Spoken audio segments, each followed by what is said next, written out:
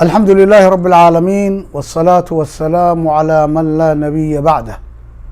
السلام عليكم ورحمة الله وبركاته. waxaanu sii wadaynaa kulamadeenii la xiriiray mabaadi'da guusha. mabaadi'daas waxaynu gaarnay kii sideedaad baa noogu dameeyey. awna waxaan gelaynaa mabda'ii ama qodobkii sagaalaad ee guusha lagu gaarayay. kaasi wuxuu yahay inaad caadaysato inaad qabatid waxa lacag lagugu siiyo haddaad dad u shaqaysid iyo haddii kaleba in ka badan intaa lacagta lagugu siiyo.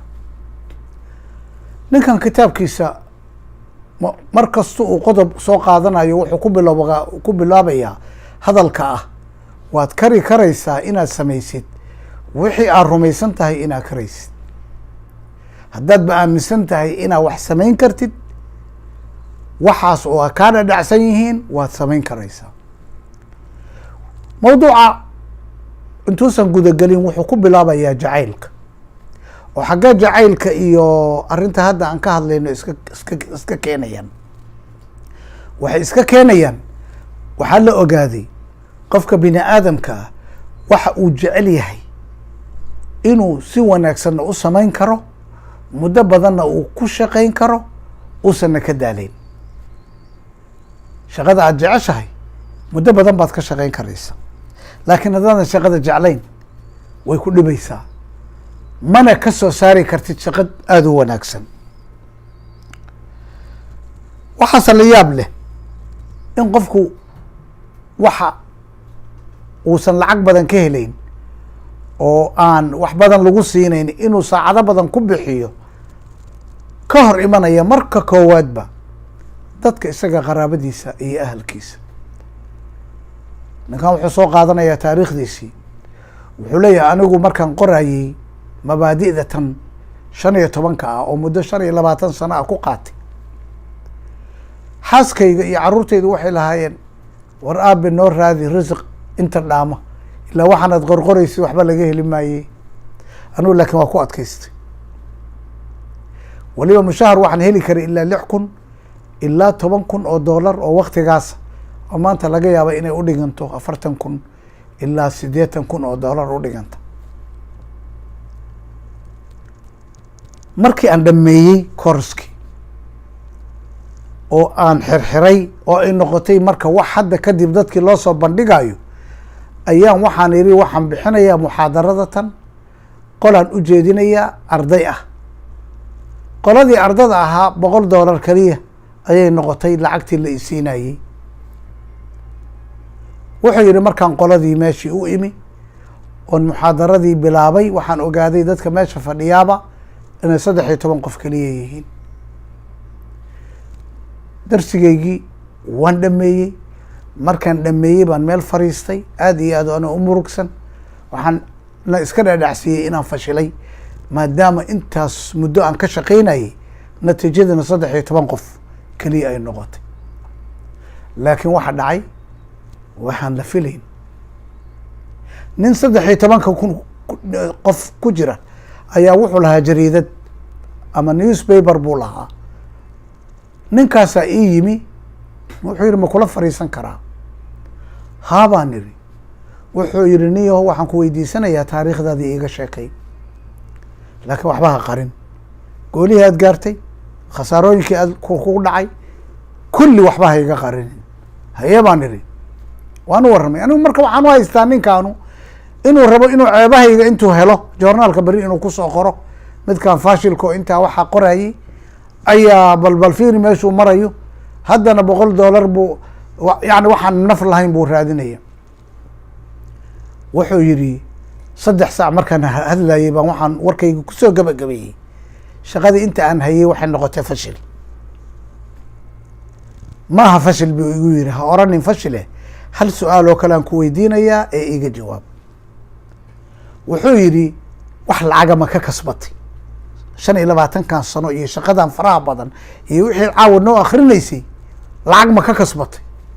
maya baan ugu jawaabay. wuxuu yidhi ma tihid faashile, raggii filosofarada ahaa, falaasifadii adiga kaa horreeyay, Soqraad iyo Pluto iyo Aristotle iyo kulliga saasay ahaayeen, lacag ma kasban jirine cilmi bay ka shaqayn jireen. iniyo waxaan kuusoo jeedinayaa ma shurakowna aniga adiga.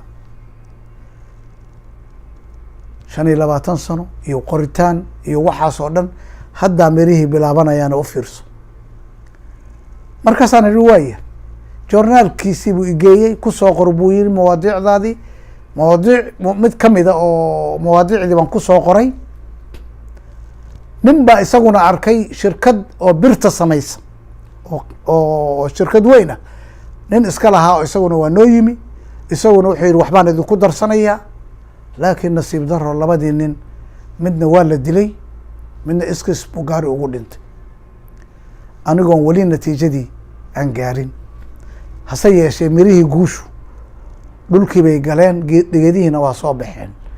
maxay noqotay intaasoo shirkado inay joornaalka intay akhristeen ogaadeen wuxuu ka hadlayey oo ay ka dalbadeen qolo walba intaasoo koobi oo yidhaahdeen waxaan u qaybinaynaa shaqaalaheena.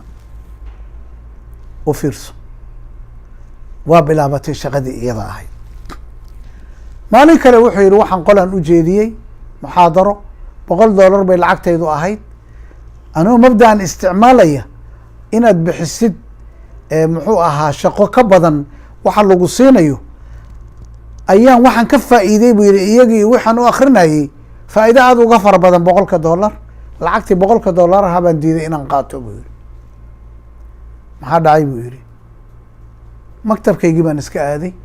ninkii iskoolka madaxda ka ahaa baa ardadii intuu shiriyey wuxuu yidhi intaasoo nin baan idiin keenay oo idiin jeedin jiray lecture ama muxaadaro ama darsi idin siin jiray, kulligood lacagta waa qaadan jireen, ninkan keliya ayaa diiday.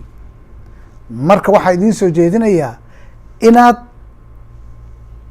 gashaan maaragtay joornaalkiisa gadataan. usbuucii koowaad $6,000 baa laga gatay oo waagaas 100 sano ka hor.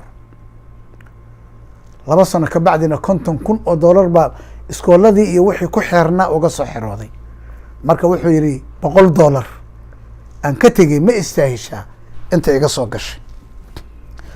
arrin kaluu marka xoogga saaraya wuxuu leeyahay out of resistance comes strength. in daqdi ku fuulo oo culays ku fuulo tabar baad ka qaadaysaa. oo waxaa jirta jaamacad la yidhahdo University of Hard Knocks, jaamacadda oo garaacidda xoogga badan. oo maxay tahay? waa markii dhib aad geshid adigu dhib adkaysi baad yeelanaysaa, laakiin dhibba hadduusan ku soo marin maxaad adkaysataa? sidoo kale wuxuu soo qaadanayaa nin baa alaab dukaan ka gatay, muddo markuu haystuu gabar siiyey, hadiye ahaan u siiyey alaabtii. muddo hadday haysatay alaabtii baa anfici weyday, dukaankii bay alaabtii ku celisay. markay alaabtii dukaankii ku celisay, dukaankii isagoon waraysan buu ka celiyey alaabtii, lacagteedii baa la siiyey. dukaankii wuxuu ka faa'iiday gabadhaas wax aad u fara badan. kow, gabadhii waxay noqotay customer bay u noqotay, zabuun, macaamiil bay u noqotay aan meel kala aadin. kow, dadkii asxaabteeda ahaay oo dhanna warkii bay gaarsiisay. dicaayad ay malaayiin aalaaf mu'alafa ay ku bixin lahaayeen 10,000 oo lacagana iyadii baa u samaysay, oo dad intaa fara badan ayaa u yimi. sidoo kale dhibaatada aad ku jirtid marmarka qaarkood ama waxa aad dhiibaysid oo ka badan shaqadaada waxaa kuu caddaynaya qisada ninkan binxuur la leeyahay. binxuur wuxuu ahaa nin baa iska lahaa, addoon buu ahaa. marka meel baa la geliyey, faasas baa loo dhiibay, maanta o dhan waxbuu garaacayaa, wax cunno yar baa la siinayaa, waxa uu qabanayo iyo waxa uu cunayo wax isle ma aha. laakiin u fiirso, maalintii dambe waxaa jiray tartan fardo. tartankii fardaha ahaa ayaa nin maqnaaday, markaasaa isagii la saaray booskii. gacmihiisu marka waxay noqdeen gacmo waaweyn maadaama uu intaa wax garaaci jiray, oo dadka birta garaaca dadka kale waa ka xoog badan yihiin. gacmihiisii waaweyna uu fardihii ku qabtay, fardihii baa fardihii dhaafay, jaa-isadii koowaad ama baraiska koowaad bay qaateen, maalintaasaa la xoreeyey ninkii bin xor ahaa.